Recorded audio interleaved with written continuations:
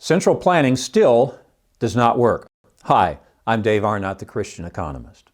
President Biden has been heard recently admiring the Chinese government's ability to build infrastructure like roads, bridges, and high-speed rail lines. President Biden said, quote, "China and the rest of the world are racing ahead of us in the investments they have in the future." Okay, first point. Whenever you hear a government official state the term investment, you should grab for your wallet because his or her version of investment is very different from yours. In the other course I teach at the university, Strategic Management, we continually make the point that individuals make better investment decisions than corporations. That's why conglomerates are the dinosaurs of strategic management. But government seems to have an affinity for dinosaur projects. Individuals operating in the market make much better investment decisions than government officials. During the Obama administration, we heard some of the same admiration for the Chinese government's ability to build infrastructure.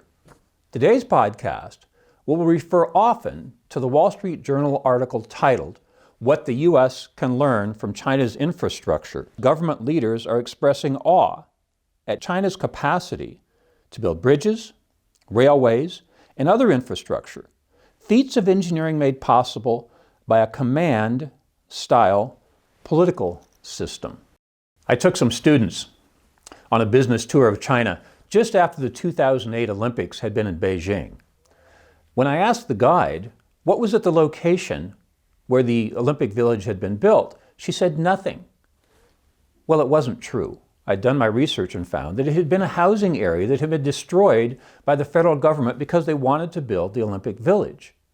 Those are the kinds of command-style political systems that happen in China.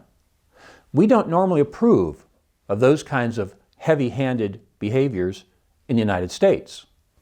The article in the Wall Street Journal reminds us that thuggish behavior is commonly directed at the rare activist who challenge development plans.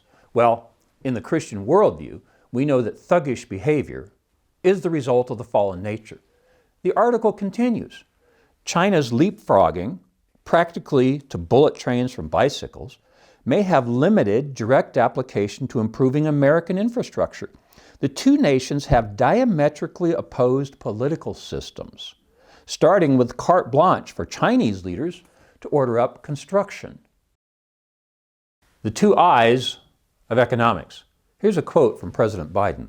Quote, "We are America. We don't just fix for today. We build for tomorrow," end quote. But the question is, who is we? See, the perfect planner of what economists call social welfare would need perfect vision through what I call two eyes, but they're not your physical eyes, as the diagram shows. They're what I call the eyes of information and intent. Information. No one has perfect information. Many of my fellow economists note that the Chinese, along with other countries, focus on and thus control the future of an industry. But no one knows the future, as Mark Twain said. Predictions are difficult, especially those about the future. 5G is a good example. There are all kinds of people these days who are concerned about the Chinese controlling the 5G industry. But who knows when something will replace 5G? No one knows, except the market. Speaker of the House Dick Armey once said, "Markets are smart, governments are dumb." They're dumb when they try to predict the future. The dustbin of history is full of miscalculated guesses about the future. China's predictions are no better than any of those of the past. Mao Zedong, quoting the article again, pursued construction projects like a double-decker railway bridge spanning the Yangtze River. But by the 1980s, the nation was broke and broken after decades of misguided state planning. Roads, railways, and ports were in dire shape, the article says. What makes our current U.S. leaders think it will be different this time? During one of my visits to China, we drove past a huge housing complex. I counted the floors of the building while one of my students counted the buildings themselves. Our quick estimate was that the community would house about 10,000 people. The entire complex was empty. This is really typical in centrally controlled economies. I unpack the errors of big government in more detail in a podcast number 48, Small Government is Beautiful. Intent, the other I. Political graft tied to construction is common in China, the article says. No kidding. You mean the government officials are fallen? I don't want to take time to make that case today. But to summarize, economics starts and ends with the fall. Without the fall, there's no scarcity. And when Jesus returns, scarcity will end. And the study of economics will end. In the meantime, everyone's fallen. It's that simple. But we're in an age where some people are good at seeing the fallen nature of business people, but they deny that government officials are fallen. They are.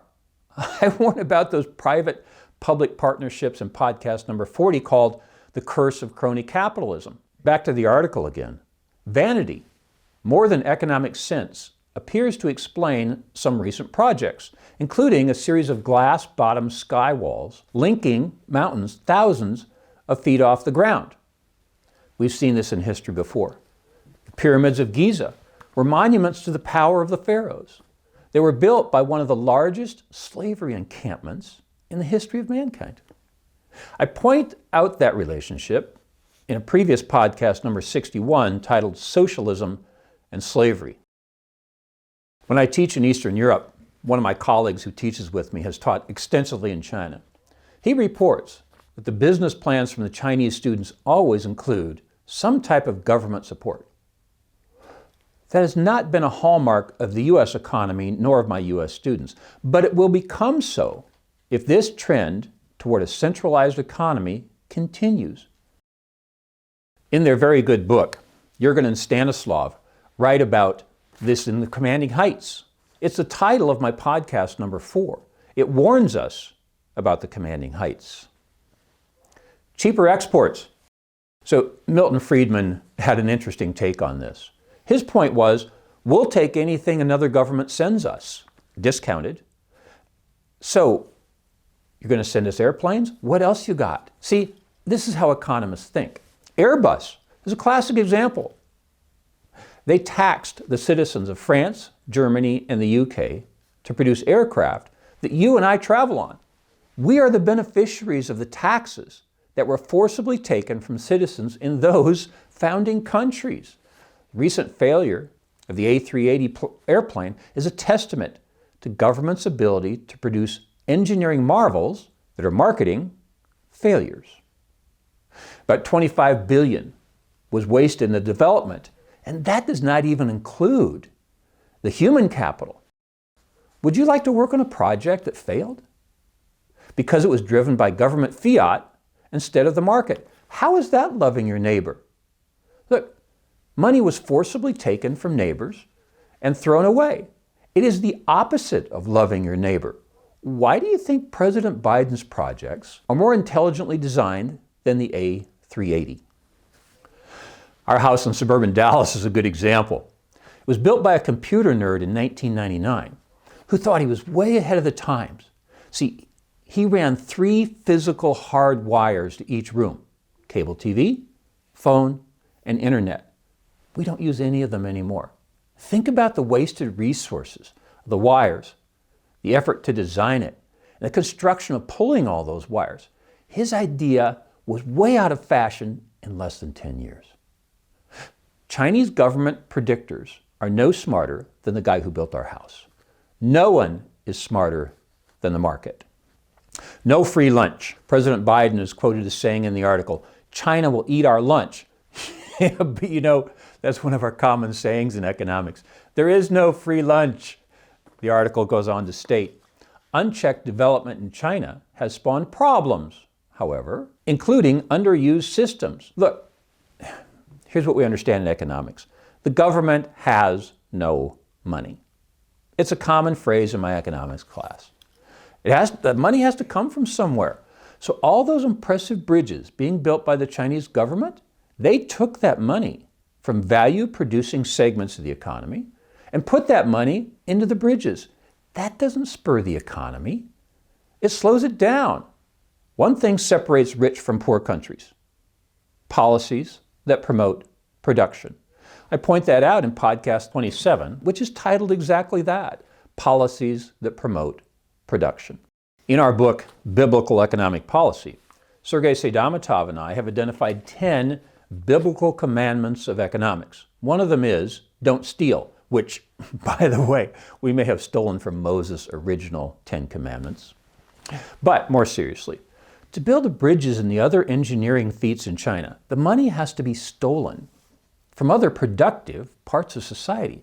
If President Biden copies the Chinese program, more money will be taken from productive parts of the economy and transferred to less productive sectors.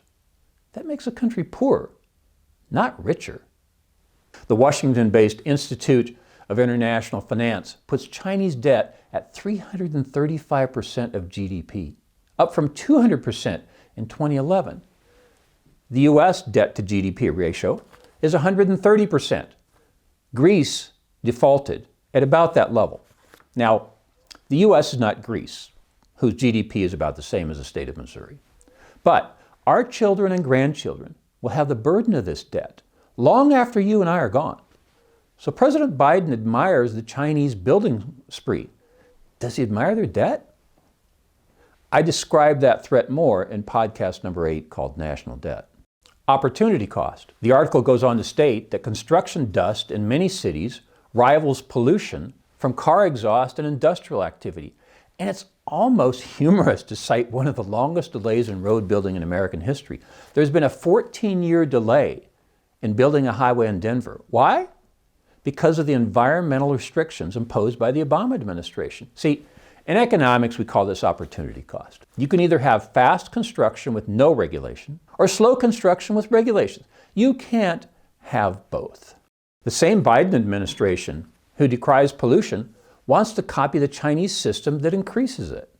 I've often cited Spain as a struggling economy, but when Ginger and I were there recently, I was really impressed by their infrastructure. We rode a high-speed rail to Santiago de Compostela. By the way, that's where St. James is buried. Yeah. St. James, the brother of Jesus. And also in the port city of Bilbao. We rode an impressive light rail system and saw well-mannered streets and parks. But see, that's the answer, isn't it? Spain has rich infrastructure, but poor people. American families make an average of $68,000 each. Spanish families make $41,000. The U.S. has actually very good infrastructure and rich people. The Biden administration wants the U.S. to be more like China and Spain, with rich infrastructure and poor people. Religion. President Biden said American democracy was at, quote, an inflection point. And you know, he's right. Democracy means all rule. We are at an inflection point, determining whether we continue a program where all rule, or we turn over the country to the kind of centralized economy he is proposing. I explain this in more detail in my podcast number 63 called Democracy is Threatened. I did some light reading recently about the Great Schism. It was the split between the Orthodox and the Catholic faiths in 1054. The major reason? Centralization of the Catholic Church. One of the biggest differences, even up to today, between the Catholic and Orthodox faiths is that the Catholic Church has a centralized pope for the entire world, while Orthodox have multiple patriarchs, one for each country.